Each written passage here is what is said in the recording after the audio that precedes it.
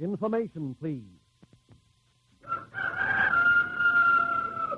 Wake up, Mr. and Mrs. America. Time to stump the experts.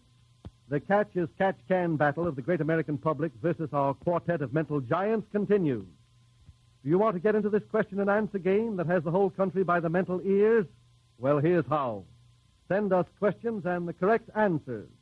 If acceptable to our editors, they will be presented to a board of experts for the first time during each broadcast. Any question accepted will win $2 for the person who submits it. Any question the experts cannot answer will win an extra $5. The contest will be refereed by our Master of Ceremonies, Mr. Clifton Fadiman, literary critic of the New Yorker magazine. Clifton Fadiman.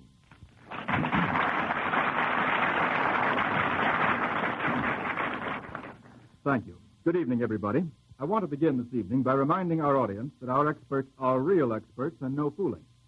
Last week, for instance, John Kieran, sports columnist of the New York Times, gave you fair warning that Joe Louis would win his fight with Smaley. And he did.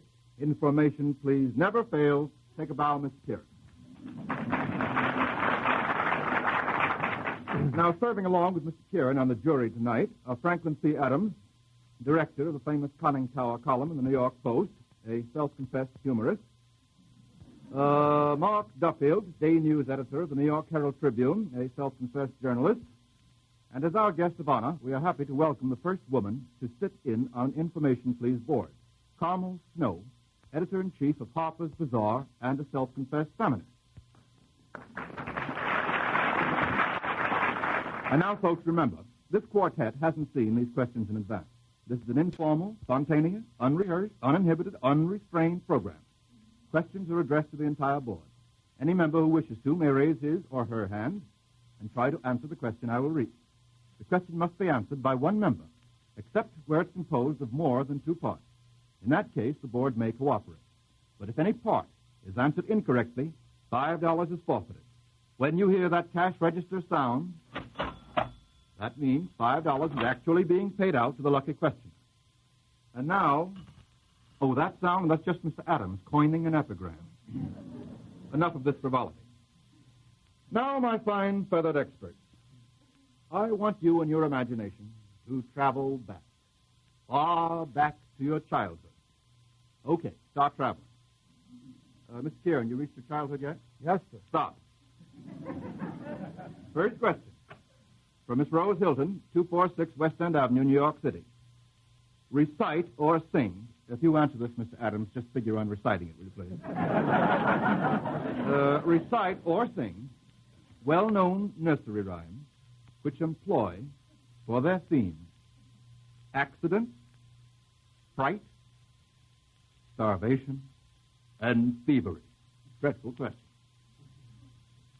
Fright, starvation, thievery, accident. You can begin with thievery, fright, starvation, accident, whatever you please. What's that last one? Thievery? Thievery, yes. You ever hear of it, Mr. Kieran? Thievery. Oh, thievery. Yes, thievery, that's right. All right. All right, Mr. Kieran.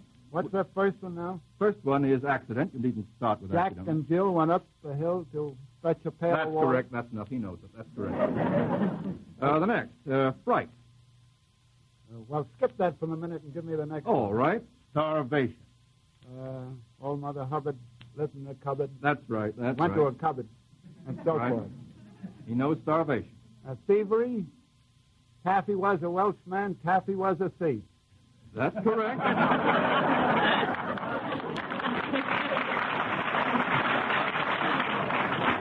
If there are any Welsh listening in, I want to remind them that is an eternal libel on the Welsh race. How that ever happened. And fright, finally. I think I've scared Mr. Kieran on this fright one. Does this cost me $5 to sit here and think? It may. While Mr. Kieran is sitting and thinking, how about volunteers from some of the others? Fright. Any nursery rhyme involving somebody being scared? Well, there's one that ends up, poor cat fright. Poor cat fright. Yes. Do you think that has anything to do with real fright or terror, or is it just a name? No, I given think to that's it? just a nickname. Just a nickname. I'm afraid we can't let it come in. Then how about it, Mr. Kieran? How about the goblins will get you if you don't watch out? It's a very nice poem, but it's not a nursery rhyme. James Whitcomb Riley, I think. Give you another 5 or 6 seconds on it. Too bad, 3 out of 4. Can't get it, Mr. Kieran. Mr. Duffield, Mrs. Snow. Count. No. Count. Trying to think. Mr. Adams. They're really doing their best, folks. All right. I'm sorry, that's going to cost us $5. Now, the one dealing with fright, of course, is Little Miss Muffet. That on a tuffet, eating her curds and whey. 3 out of 4. All right. Next one is for Mr. William Sheehan, 461 West 163 Street, New York City. And this is a triple threat sports question composed of 3 parts. 1. What ball player was recently fined $250 for refusing to change his shirt? That's what it says. You'd rather lose $250 than lose his shirt, apparently. Mr. Kieran, I think we ought to start you on that. Yes, that's a pitcher by the name of Johnny Allen of the Cleveland Indians, who has won 9 games and lost 1 game this season. And he was ordered to take off his shirt at the Yankee Stadium recently because it had holes in it like a ventilated spinnaker. And he refused to take off the shirt and was fined $250 by his club. Thank you very much. How do you know all these things? What a lot of useless information you carry around your head. Try this one. What ball player was dropped from a pennant-winning club because he jumped into a lake? That's what it says. Because he jumped into a lake. Yes, that's right. There was a ball player by the name of Al DeVormer, was with the pennant-winning Yankees of 1922. The bags were packed up in Chicago one time, and he was sitting on a lake front, and another player dared him to jump in with his store clothes on, and he did. And Miller Huggins was a conservative man, and he thought that was a little bit too much to have on a championship ball club, and he sold him to Boston. Pretty good. You want to continue that in our next issue.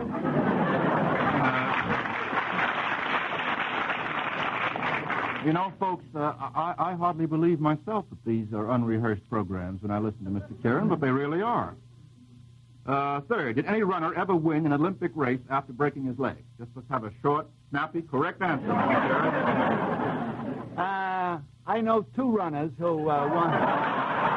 He knows 2. No biographies, just names. All right, a sewing machine salesman, 40 years old, from Finland, named Albin Stenroos, won the marathon in 1924 at Paris, and John Edward Lovelock, a medical man in a hurry, won the 1,500-meter Olympic championship in world's record time at Berlin in 1936. That seems absolutely correct. Right.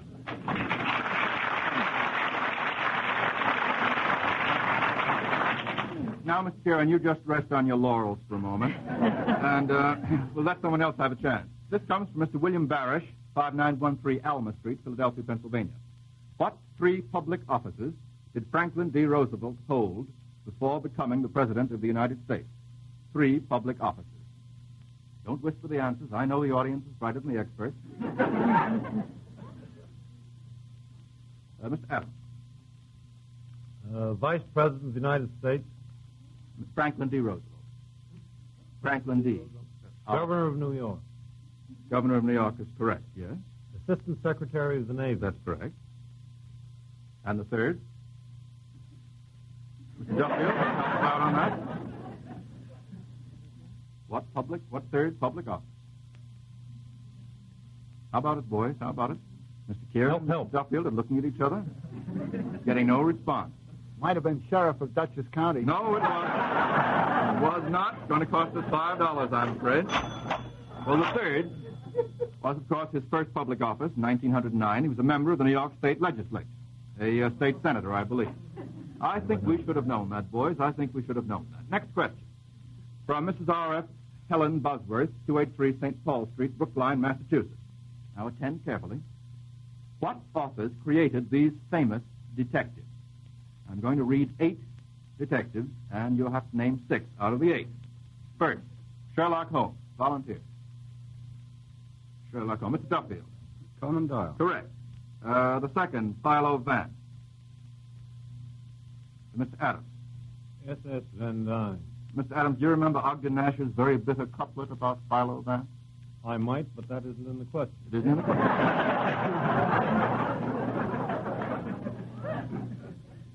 Well, I'm not paid for this, so I'll tell you what the couplet is. Philo Vance needs a kick in the pants. Don't you, Robert? Reggie Fortune is next. Reggie Fortune? Don't know their detective story. Reggie Fortune. Well, that's one out. H.M. Bailey is the author of the creator of the famous detective Reggie Fortune, the Reggie Fortune Mysteries. Lord Peter Wimsey. Lord Peter Wimsey.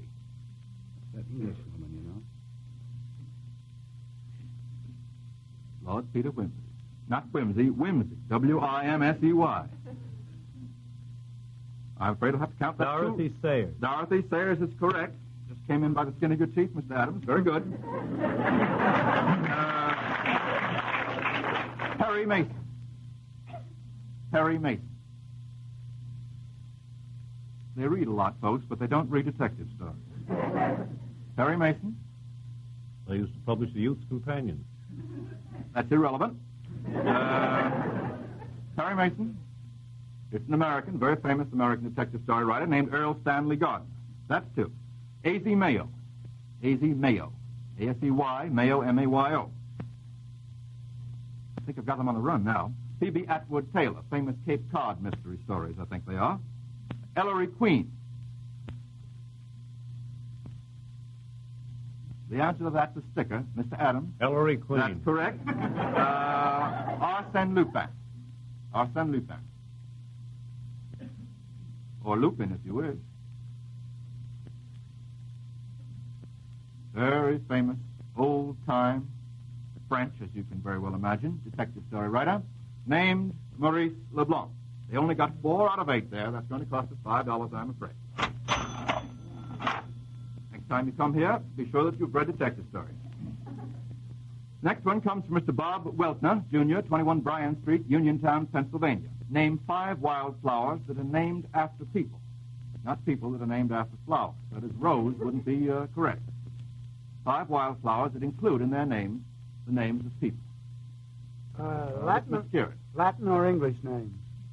How many languages do you know, Miss Kieran? Well, I can try some of these flowers. There's the Deutzia, Bougainvillea. That's correct. That's correct. I haven't those down on my card, but that's quite correct. That's 2. How about Mr. Adams? Help us out. Fuchsia. Fuchsia. Is that a man?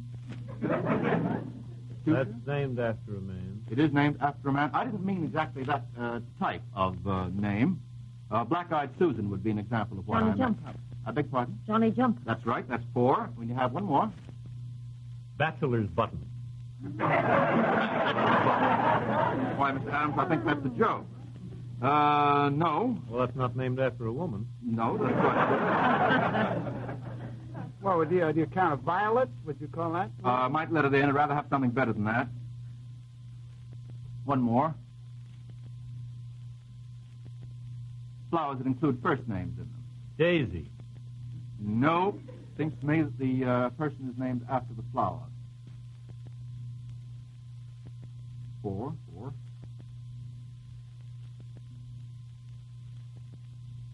I think I ought to give them a Solomon Seal. Solomon Seal is correct. That's right. That's 5. Can you think of one with Jerry in it? Just occurred to me. Jerry. How about Mr. Kieran? Very easy. Jerry Anium. Okay. Let's go on. This comes from Miss Ella Hole, 449 West Bringhurst Street, Philadelphia, Pennsylvania. What do the following numbers suggest? Name 5 out of 6. 7-11. Dice. Dice for Mr. Kieran. He knows that one, too. 212. 212. Is this a game? No. Boiling point of water. That's correct, Mr. Kieran. Fahrenheit. Yes. 40 and 8. Don't tell us the history of Mr. Fahrenheit. 40 and 8, Mr. Adams. Sign on a French car. Yes, meaning what? 40 men and 8 horses. That's correct. Horses lengthwise. 186,000. 186,000. Mr. Duffield. Speed of light. That's correct. 400. Mrs. Snow, perhaps you Society. Society, yes, quite correct. 600. Miss Adams. The number at the charge at Balaclava. Very good, very good. To the Light Brigade. That's correct. That's 7 out of 7.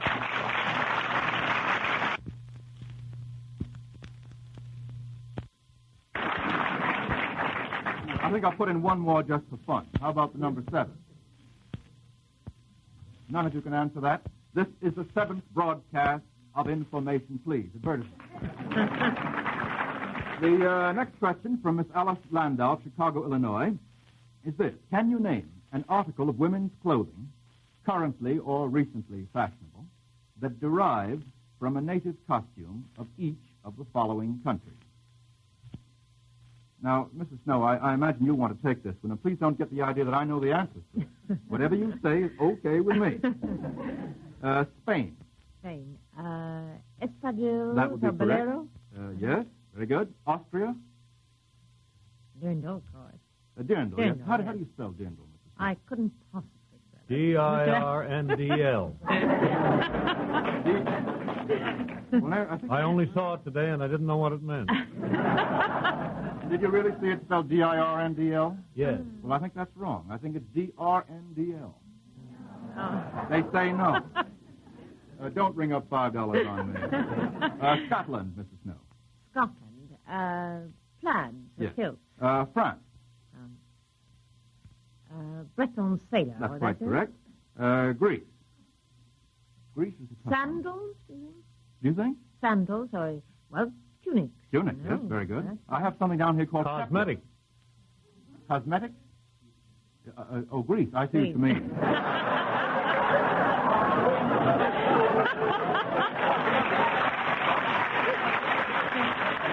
Mr. Adams, I see exactly what you mean, but I just don't like what I see, that's all. Russia. Mrs. Snow. Russia. Russian blouse, Yes. Cossack coat. Yes, quite right. And finally, China. China. Well, the coolie coat. Coolie with coat would be pajamas, correct. huh? That's quite correct. Thank you very much indeed, Mr. Smith. Mr. Frank A. Battle of 288 Park Street, Hackensack, New Jersey, wants to know how many men were on base when Casey struck out. How many men were on base when Casey struck out? Why, folks, this is the first time I've seen an expression of amazement or astonishment on Mr. Kieran's face since he and I have been working together. No, there was 3 on base. There were 3 on base. Yes. Name them, give their weights and heights.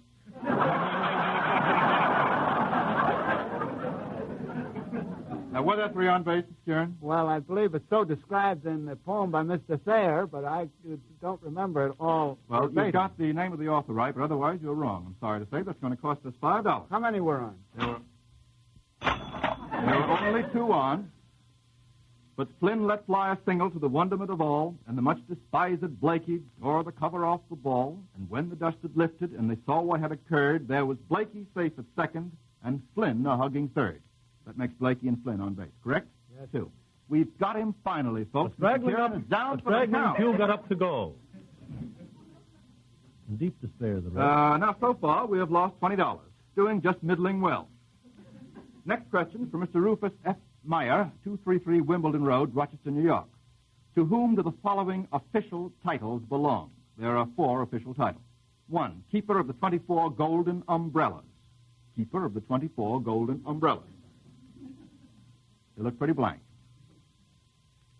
They look blanker. Probably They look blankers. somebody in uniform downstairs. Not official, not official. Keeper of the 24 Golden Umbrellas?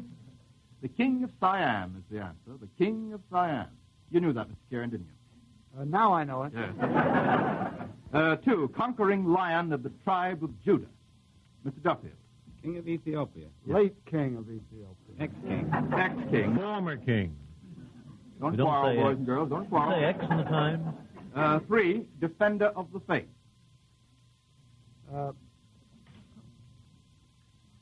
Defender of the Faith. Pope. Mrs. Snow? Pope? No. No? I'm afraid not. The monarch of Portugal. No, I'm afraid not. Mr. Duffield. I'll try the King of England. King of England is correct, but I'm afraid we've gotten it wrong. The first 2 were wrong.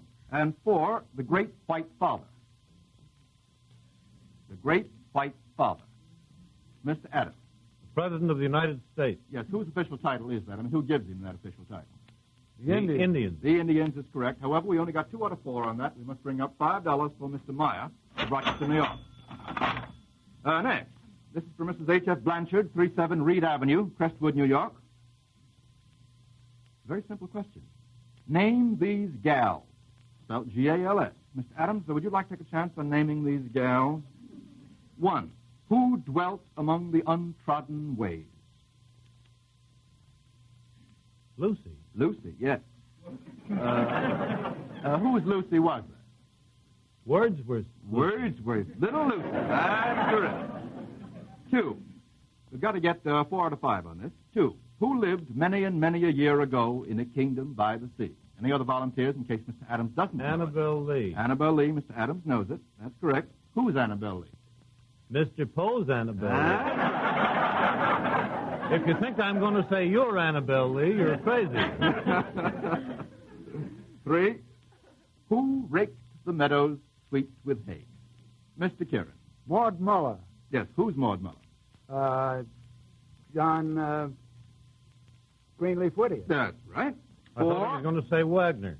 And I thought you were going to say Shakespeare. You always do, Mr. Adams. Well, I'm usually right.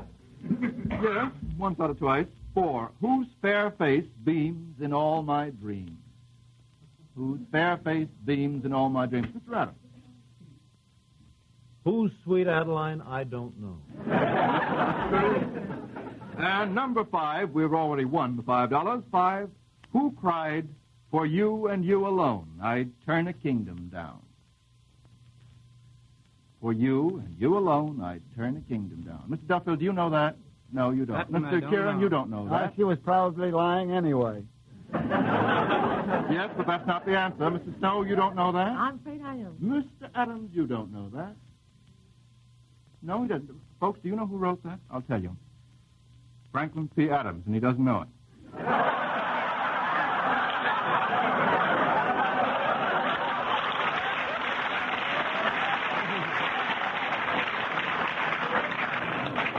Seems to me, Mr. Adams, you forget your ladies awfully quickly when you write about them.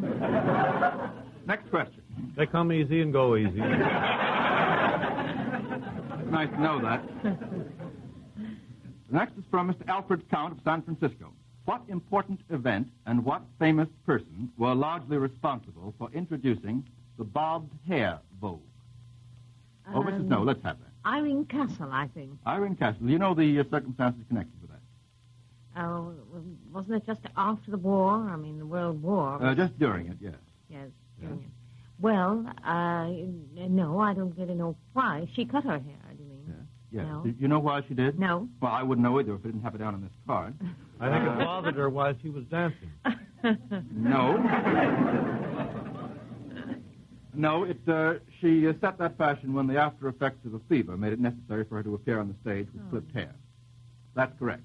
The next question is from John Rogers of Kansas City, Missouri. Identify 4 out of 5 of the following. I'll read them all, and then I'll read them one by one. Shrike, skate, skimmer, skink, spink. The first is shrike, S-H-R-I-K-E. A shrike is a bird about, well, there are 3 varieties of shrike. Never mind. One more shrike like that from you and you're out. Second, skate. Skate is a fish. It's All a right, flat good. fish. Don't tell us its name, family. Skimmer. A Skimmer. A S-K-I-M. skimmer is also a bird, and I can give you I'll stop. All right. All right. I know you can. Skink. A skink is an insect. Well, it's a small animal. It's not an insect. No, not an insect. It's a small animal of the... No Latin now? Well- No Latin? Well, a salamander type. Yes, that's the lizard type. And spink, which is not the present tense of spank, by the way, Mr. Kieran. Spink. What's a spink? It's the sound that you get when you pluck a banjo. Correct, but that's not the answer to this question, I'm afraid. No, a spink is not in my bright lexicon of youth. Don't know it, eh? Well, now I'll give you a quotation, which I just remembered, which practically uses spink. It's what you're in. Didn't you ever hear of the spink of condition? Oh, yeah. That's no answer breather, Mr. Adams. Why, it's the primrose. The primrose. Don't you remember the famous quotation from Wordsworth? A spink by the river's brim, a yellow spink was to him, and it was nothing more. Well, I got 4 out of 5 on that. That's what they were supposed to get. The next one comes from Mary R. Vestal, 44 Langdon Street, Cambridge, Massachusetts. Kipling has said, the female of the species is more deadly than the male. Can you quote 2 other selections, also uncomplimentary to the lady? I beg your pardon, Mrs. Snow. I had no idea I was going to have to ask this question when you were on the board this evening. Seems very inhospitable. No, any 2 other quotations. Any 2 other. Kipling was just to start you off, which are uncomplimentary to the lady. Sure, a rag and a bone and a hank of hair. Yes, that's right. Let's have another one. Come on, Frank. I guess you think I'm a cad. Oh, Frank, come on, be a cad for a minute or 2, will you? An uncomplimentary quotation about Mrs. Snow. I hate to ask you to do this. Can you remember one? I'm thinking. Well, that's half the battle. And I learned about women from her. That's complimentary. That's complimentary. What? Not the way he meant it, wasn't. Well, if it isn't complimentary, it's supplementary then. Well, Now I will accept that. Called her a shiny she-devil. Where's that from? That's from the same poem. I suppose that would go. Those are quite all right. I'll let them pass. Some of the others that I think are perhaps more familiar to us are Frailty, Thy Name is Woman. You remember that, don't you, Mr. Kieran? Yes, sir. That's from Hamlet. Didn't ask you that. And that's complimentary. You think that's complimentary? I do. He likes... you like Frailty. I see. I love it. Another one would be Nor Hell a Fury Like a Woman Scorned. Well, we'll have a chance for one more question. Let's see if we can get through this one very quickly. For Mr. Harold Saunders, Atlanta, Georgia. Identify the following Chinese whose names have appeared in the news in recent years. 1, Sun Yat-sen. Mr. Duffield. Former president of China. Yes. Henry Puyi. The boy emperor of Manchukuo. Correct. Anna May Wong. Don't get this Wong now. Anna May Wong. A very lovely actress. Correct. Chu Te. C-H-U-T-E-H. He's the communist general of the 8th Route Army. Correct. Chiang Kai-shek. President, the dictator of China. Very good. First plate. Thank you very much.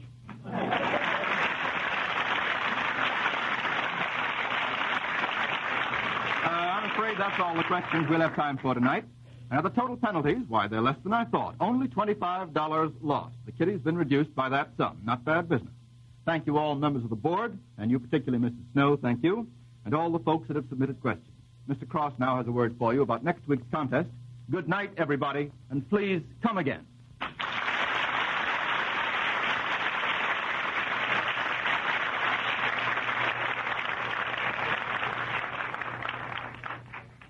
Thank you, Mr. Fadiman. We meet again next week at 8:30 for another quiz contest between the public and the experts. The board of experts for next week will include Mr. Franklin P. Adams, Mr. John Kieran, Mr. Marcus Duffield, and our guest will be Mr. Oscar Levant, well-known composer of popular and serious music, now here on a visit from Hollywood. Send your questions and don't forget to include the correct answers. There are no restrictions on the number you may submit. For each question chosen, you get $2. And if the board flops on that question, you get $5 more. All questions become the property of Information Please. Questions on all subjects are welcomed. History, sports, literature, music, science, movies, and so on. Make the questions interesting and amusing on subjects the experts should know and the public would like to learn about. So come on, everybody. Join our new game of quizzing and stumping the experts. Send your questions to Information Please, the National Broadcasting Company, New York City. Until next Tuesday evening at 8:30, we bid you all good night